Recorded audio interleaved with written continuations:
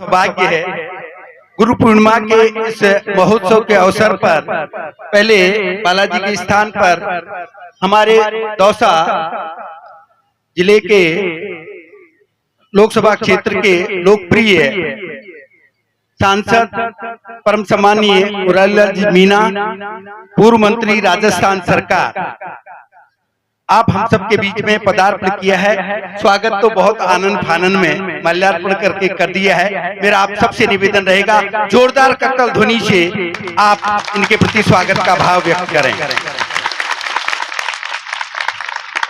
बहुत कम समय, व्यस्त समय में ये हमारे ऊपर इन्होंने कृपा की है कि इसके साथ ही हमारे बांदीकुई विधानसभा क्षेत्र के पूर्व विधायक परम सम्मानीय जीआर खटाना साहब, उन्होंने भी पदार्पण किया, उनका भी स्वागत भाव किया।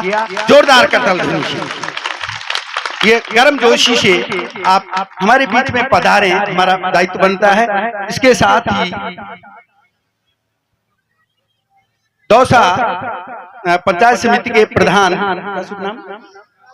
प्रहलाद जी वो भी पधारे हैं, उनका भी स्वागत किया। मैं आप सबसे निवेदन कर रहा हूं जोरदार करते हुए इनके प्रति भी स्वागत का भाव व्यक्त करें। सीताराम जी मीणा साहब जो पंचायत समिति बसवा के प्रधान हैं, उनका भी हमने स्वागत किया। आपसे भी निवेदन रहेगा जोरदार करतल ध्वनि से उनके प्रति स्वागत का भाव व्यक्त करें। श्रीमान हेमराज जी अवाना जो दौसा कांग्रेस ब्लॉक के अध्यक्ष हैं, उनके प्रति भी स्वागत का भाव व्यक्त करने के लिए मैं आपसे करतल ध्वनि के माध्यम से निवेदन कर रहा हूं। अब क्योंकि समय आपके पास में बहुत कम है, तो सर्वप्रथम मैं परम सम्मानीय जीआर खटाना साहब, पूर्व विधायक बांदीकुई विधानसभा क्षेत्र, आपसे निवेदन करूंगा इतने सारे जो भक्तगण हैं, सत्संग प्रेमी, धर्म प्रेमी हैं, उनको संबोधित करने के लिए सबसे पहले तो गुरुजी के चरणों में सादर नमन। और ये बहुत ही हम लोगों को सौभाग्य का मौका मिला है कि हम लोगों ने गुरुजी के दर्शन किए। आज गुरु पूर्णिमा है, आप सभी आस्था भाव से यहाँ सभी पधारे हैं। और ज्यादा लंबी बात नहीं, पर मैं इतना कहूंगा कि आप लोग अपने मन में जो कुछ सोच के आए होंगे, जो कुछ ये यहाँ आप अरदास करने के लिए आए होंगे, तो मैं समझता हूँ ऊपर वाला गुरु जी के चरणों में जब आप नमन करेंगे तो गुरु जी की तरफ से आपको निश्चित रूप से वो सारी चीजें आशीर्वाद में मिलेंगी जो आप उनसे सोच कर आए होंगे। पुनः मैं आप मुरारीलाल जी का और सारे प्रधान जी का और सबका मैं स्वागत करता हूं कि आपने यहाँ आकर मान बढ़ाया। और खास तौर से रामोतार जी सुबह से फोन कर रहे थे। रामोतार जी मैं समझता हूँ ये शायद यहाँ पुराने जुड़े हुए, तो सुबह से फोन कर रहे थे। हमने कहा भाई निश्चित रूप से हम 2 मिनट यहाँ होके जाएंगे। आपने सबका सम्मान किया, धन्यवाद।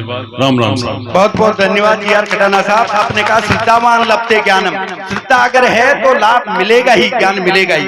अब मैं परम सम्मानीय हमारे दौसा लोकसभा क्षेत्र के लोकप्रिय सांसद श्रीमान मुरारीलाल जी मीणा जी से निवेदन करूंगा, आप भी अवसर पर हम सबको संबोधित करके कृतार्थ करें। बोलो सिद्ध नारायण महाराज की जय। इस आयोजन में हमारे साथ पधारे अपने पूर्व विधायक भाई खटाना जी, हमारे दौसा के प्रधान प्रहलाद जी, बसवा के प्रधान भाई सीताराम जी, हमारे पूर्व प्रधान ब्लॉक अध्यक्ष भाई हेमराज जी और महाराज जी जिनके आप प्रवचन सुन रहे थे, और सभी हमारे सम्मानित बुजुर्गों, युवा साथियों। देखो ये आपको बीच में हमको ज्यादा नहीं रहना चाहिए, सही बात है। महाराज जी हमको प्रवचन सुना रहे, और मैं तो कहूँगा देखो धर्म के प्रति खूब आस्था अपन लोगों की, और यह सत्संग सुन के जा रहे हैं। लेकिन ये है कि जो यहाँ पे बातें बताई जाती है, हमारी ज्यादा गलतफहमी क्या होती है, हम तो सत्संग सुनिए और भागवत गीता सुनिए और रामायण सुनिए और हमारा उद्धार हो गया। इन बातों को ग्रहण करने से ही आदमी का जीवन सफल होता है, उनके आधार पर चलना चाहिए, ये असली सत्संग। अब एक रोज में हिंगोटा में एक रोज गुरु जी थे, वो प्रवचन सुना रहे थे, तो वो कह रहे माताओं बहनों ये कलयुग है। क्या है?